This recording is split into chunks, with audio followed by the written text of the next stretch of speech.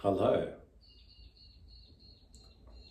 We've been talking about signs and seasons. We've been looking at the movements of celestial bodies and relating them to phenomena within the individual consciousness and also to cultural phenomena by way of correspondences more than anything else. I've asked you to observe certain things, and I'll reiterate some of those things. And I'd like you to recall something that I said earlier about the quadrivium, which is the set of 4 subjects to do with numeracy that were taught within the 7 liberal arts of antiquity. Not only do these subjects like arithmetic and geometry and astronomy and harmony work in concert, as we've been seeing, but also that the student of these liberal arts wasn't simply studying them for information, but in order to provide a launching pad for a deeper philosophical inquiry.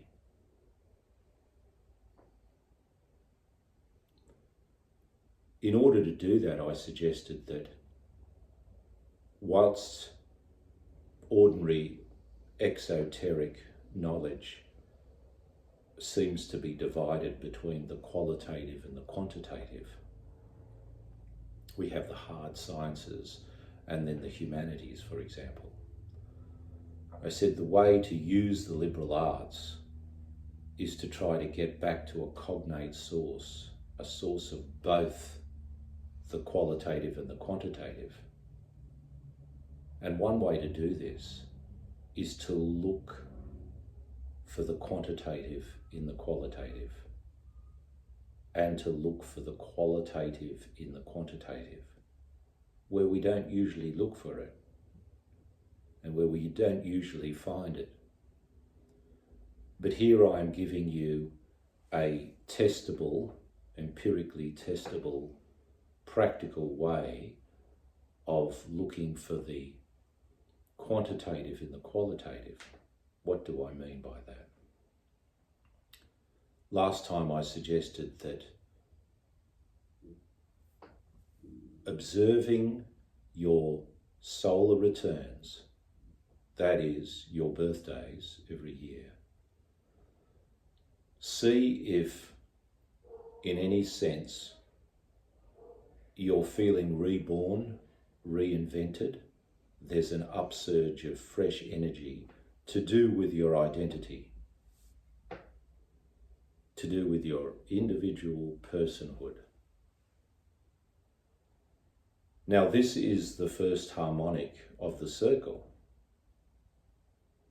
the solar return, the transiting sun making a conjunction with your natal sun, that is coming to the position that it occupied on the zodiac wheel, which is essentially just the calendar, at the time you were born.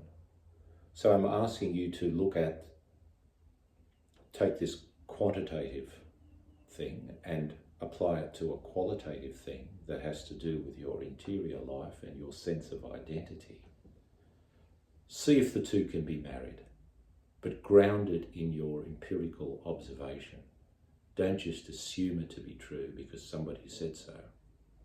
I also mentioned the second harmonic, the third harmonic, the fourth harmonic. The second harmonic simply is to observe when you're halfway through your year,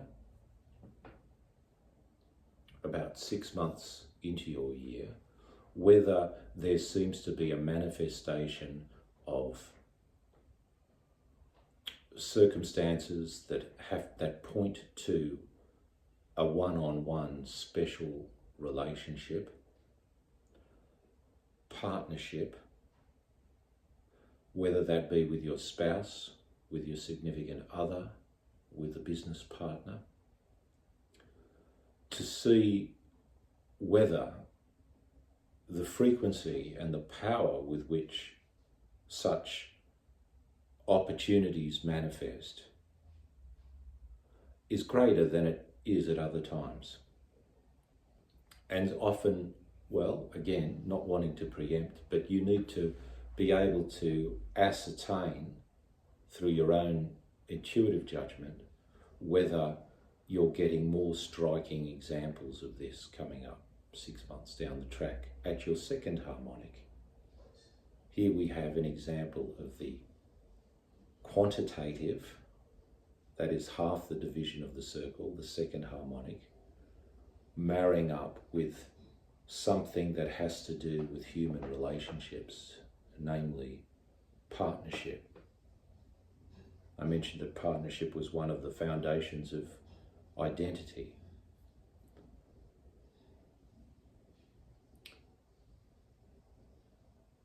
Now, if there is such a manifestation of partnership with the second harmonic, and if there is a manifestation of, let's say, creativity with the third harmonic, the number 3 is here, changing how we experience life and relationships and our work. So the quantitative and the qualitative are working together. Why, you inquire more deeply as to why such manifestations are given, and see if they are given to raise consciousness. And raising consciousness means taking you in a progressive fashion, cycle after cycle, not just back to the same place, but maybe we should think of cycle after cycle on a spiral that has a forward motion, an upward motion, a linear motion, compounding on this, added to the cyclical motion.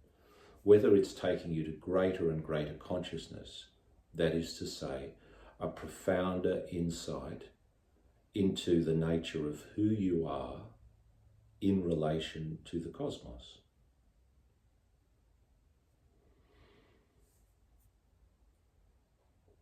Now, Belinda brought up the idea that we should look at the relationship between the signs as well, because this flows on logically from what we've been talking about. What I've been talking about so far is each individual observing their year, observing the subdivisions of the year according to the harmonic scale, but also the overtones of the year. What happens in year 2, in year 3, in year 4. So what happens in year 6 will be an extended and a depth study of what happens after 6 months as well.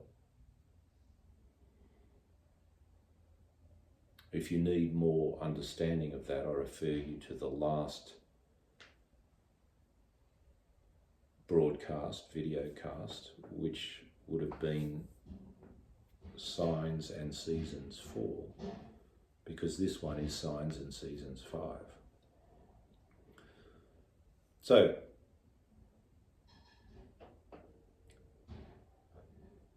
let's segue into relationships. If there is truth to what I'm saying, that the angle between your birthday on the calendrical or zodiac wheel and any other point on that wheel, whilst it represents a mathematical angle, may also be carrying import for your activity and your psychology and your relationships. Well, what say somebody else is positioned on that wheel at a certain angle from you?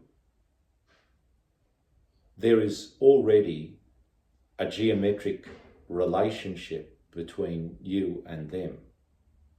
What do I mean by that?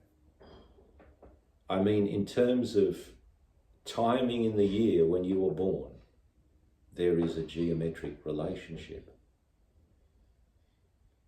If somebody is born 6 months after you, or thereabouts, they are opposite you on the wheel of the year.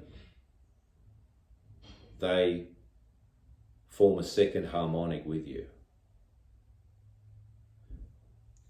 If somebody is born 4 months after you, they are on a third harmonic.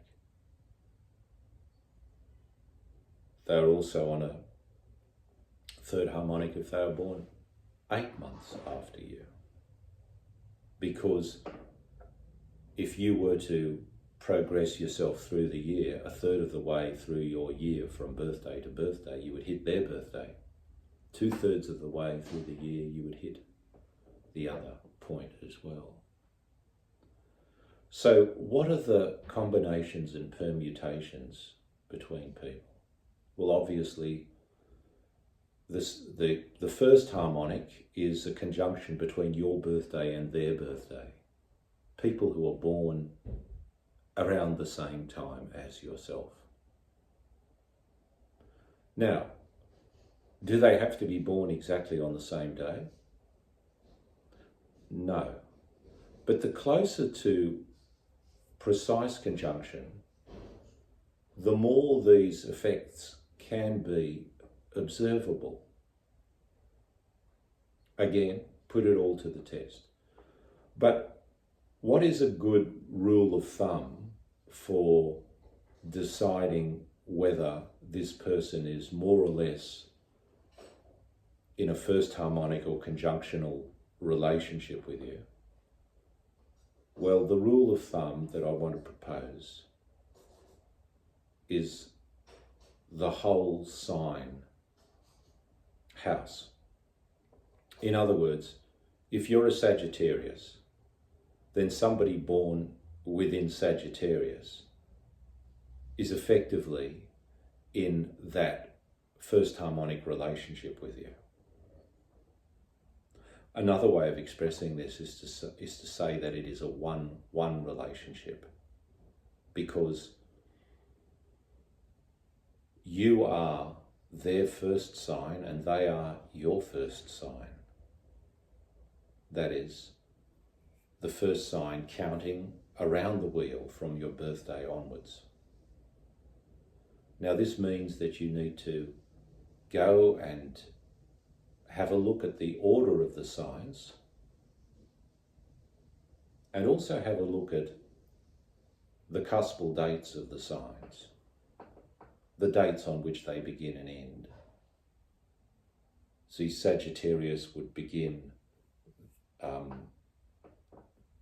about the 23rd of November and it would run to the 20th of December. So if you're born somewhere in there, say the 26th of November, anybody born, let's say early December, the 12th of December, the 3rd of December, they would be your first house. Does that make sense, Belinda? Yeah, it does. All right. So the first step is to identify the other person in terms of their birthday in relation to yours. And if you want to observe this, then you need to understand the order of the signs. So if you're starting at Sagittarius, that's number 1. Then you go Capricorn, that will be your second house. Then the third house would be Aquarius, the fourth house Pisces, the fifth house Aries, the sixth house for a Capricorn, for a Sagittarius would be Taurus, the seventh house would be Gemini, that would be the house opposite. The 8th house would be Cancer, the 9th house would be Leo, the 10th house would be Virgo, the 11th solar house would be Libra, the 12th whole sign solar house would be Scorpio. When I say house, I'm not using it in the strict sense of part of the ecliptic, beginning with from the horizon and so on. No, I'm not using it in that sense. I'm using it as a segment of the circle, 30-degree segment, whole of a sign, whole sign, solar house. It's based on your sun sign. Now, why did I count the signs in that order? Well, that is the order that appears visually to us when we watch the sun's transit through the year. When the sun's in Sagittarius, it is moving. It'll spend a month there, and then it moves into Capricorn, and then it moves into Aquarius. So it's just following the movement of the sun.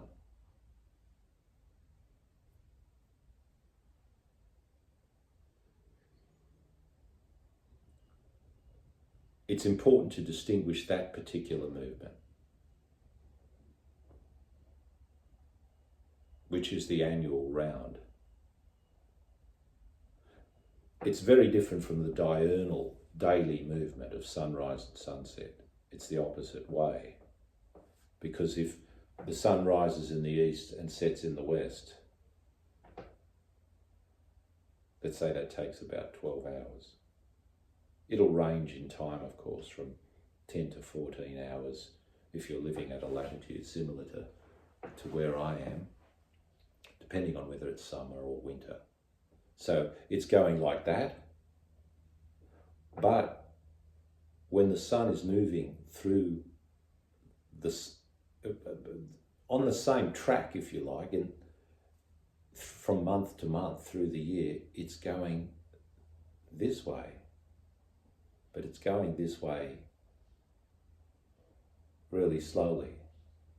In fact, it's going this way at a speed that's about 1 over 366.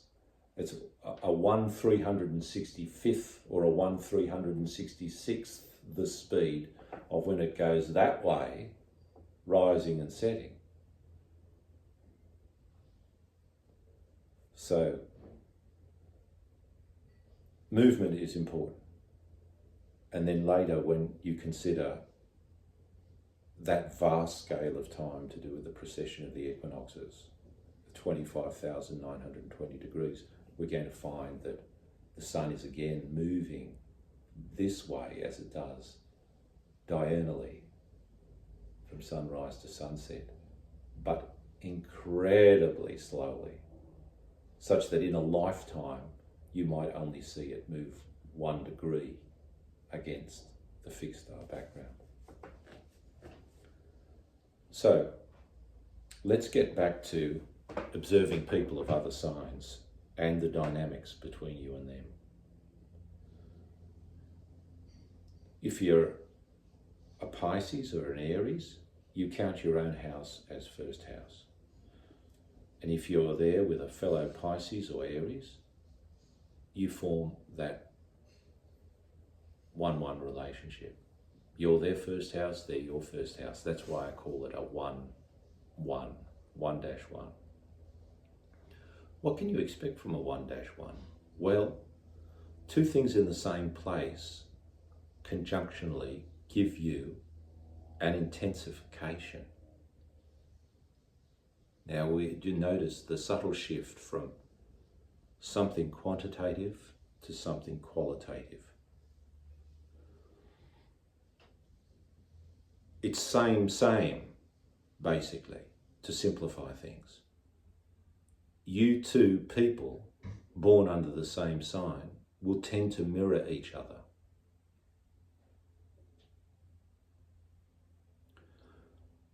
And by thinking in these categories of similarity and mirroring and intensifying each other's experience, your mind will be drawn to focus on those aspects of the interpersonal relationship from which you can grow your consciousness, which can enrich your understanding of yourself, of the human relationships. Does that make sense? It does. All right. Now, move to the next sign along from you. So if you're a Sagittarius, what would it be, Belinda? Capricorn. Capricorn. Mm-hmm. If you were a Pisces, do you know what it would be? Don't worry about it for now. You happen to be a Sagittarius, don't you? Virgo. No. Aries. Yeah, Aries. I was going to say Aries first. Well, you're a Sagittarius, aren't you? Yes, I am. All right, we'll start there. And so you got it right the first time. We're all obsessed with our own signs, aren't we? But that's natural. It's natural to be obsessed with yourself. So use this, it may be not ideal, but use your natural tendency to take an interest in what's going on for you to bootstrap yourself up to another new level of consciousness. Protagoras said, man's the measure of all things. Of course, you're going to take notice of what's going on around where your body is positioned in space and what's happening in your life. And that's how we learn. So if you're That's your reference point. Yeah, it's your reference point. So your second house, the house after your own natal house, is, what's your second house? Mine's Taurus, isn't it? No. Your first, right. I'm counting just where the sun moves. You start your Sagittarius. Yes. What's the next one along? Capricorn. Capricorn. Yeah. Right. Oh, sorry, I thought you wanted to know. No, you're a Capricorn. That Capricorn will be your second house. I'm still learning this. Well, you're a bit of a guinea pig. The people, no offense intended, but people watching this will have to do it for their own sign. You can easily find out what sign you're born under. It's just a mathematical division of the year. So I'll use Sagittarius for purpose of illustration. So somebody who's born in Capricorn now, and you're encountering them, and it might be a chance or ephemeral encounter, or it may be somebody that you, by force of circumstance or by choice, spend a lot of time together. You're in their presence a lot. I spend a lot of time with Capricorns, I know that much. Right, so that is operative in your life. Now, what you are in the relationship could be styled a 2-12 relationship. It's a 12th harmonic, but the reason we style it 2-12, it's just a shorthand. It means that for you, they're your two. They're your second house, your second sign along. But for them, for the other person, for the Capricorn, you're their 11th? 12th. 12th, sorry. You're their 12th. Because if they count around the circle, in the 12th spot will be Sagittarius. And then they'll get back to the first spot, which will be their own sign, Capricorn. I get it. Right? So this is a 2-12 relationship. It's based on the angle called the semi-sextile or the 12th harmonic. It's, again, all mathematical. But when we apply it to the sphere of relationships, your second house will, that person will represent something to do with assets and ownership for you. In a sense, they'll seem to have in a way that you have not.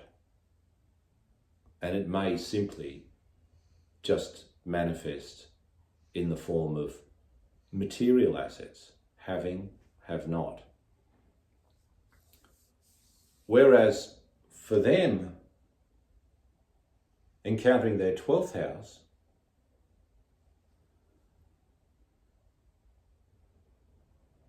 they notice that they have certain feelings to begin with. One of those feelings is they can feel a lot of compassion and feel sorry for their 12th house. Everyone's had this experience of encountering people and unaccountably just feeling compassion, like you just feel sorry for that person. That person may be objectively in quite a good situation, but it doesn't necessarily stop you from feeling sorry for them, that you want to help them in a way, if you could, and maybe make a sacrifice for them. The other thing that you'll find in your 12th house, now remember to apply this to your own situation. So if you're a Leo listening to me, your 12th house is Cancer. If you're an Aquarius listening to me, your 12th house is Capricorn. Belinda's a Sagittarius, her 12th house will be Scorpio. But her second house is Capricorn. So in other words, the Capricorn looking at a Sagittarius is tapping into a similar dynamic as the Sagittarius who's looking at the Scorpio. When I say looking, I'm saying holding your perspective, relating to, consciousness to consciousness. And in the 12th house, you might find somebody who is particularly sensitive and attuned to the spiritual realm. What do I mean by that? Orientated to things that are seemingly otherworldly. You might see them as somewhat mystical or imaginative, because that 12th position, that 12th sign from your own, is associated with imagination, dream, the unconscious. And so that can be bundled into your perception of your 12th sign. That is, into your perception of a person who's born under the 12th sign from you. Do you see how that works? So you will see them one way, but they'll be seeing you in another way.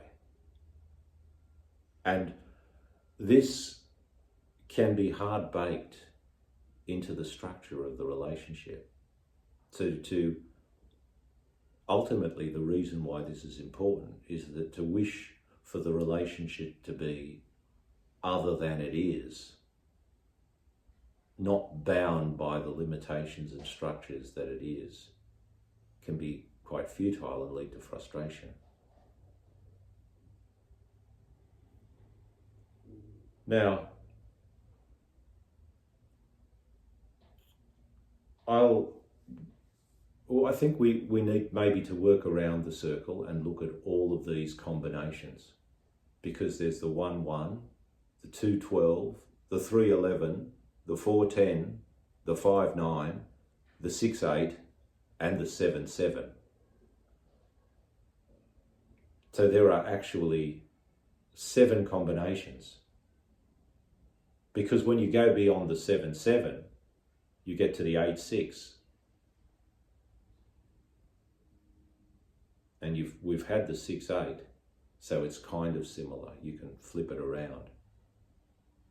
And the 9-5, well, we've had the 5-9. So there's a level of repetition once you pass the 7-7. So there are 7 relationships that we should have a look at. But I don't want this video transmission to be too long, so we might leave the next lot for the next one.